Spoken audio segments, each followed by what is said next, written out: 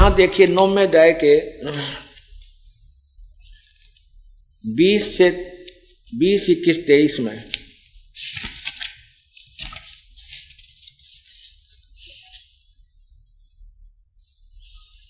ये देखिएगा पवित्र गीता जी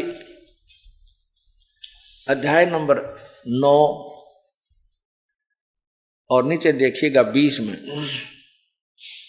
तीनों वेदों में विधान किए हुए सकाम त्रिविधा, तीनों वेदों में विधान किए सकाम कर्मों को करने वाले, सोमरस को पीने वाले पाप रहित पुरुष मुझको यज्ञों के द्वारा पूजकर स्वर्ग की प्राप्ति चाहते हैं। वे पुरुष अपने पुण्यों के फल स्वरूप स्वर्ग लोक को प्राप्त होकर स्वर्ग में दिव्य देवताओं के भोगों को भोगते हैं। आगे देखना।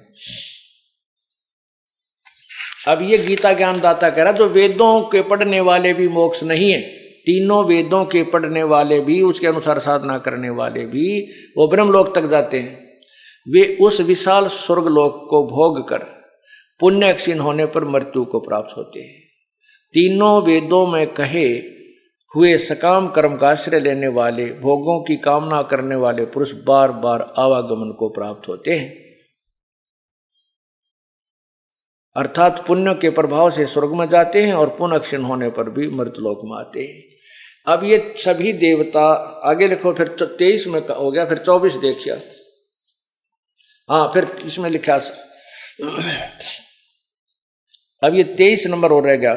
हे अर्जुन, यदि श्रद्धा से युक्त सकाम भक्त दूसरे देवताओं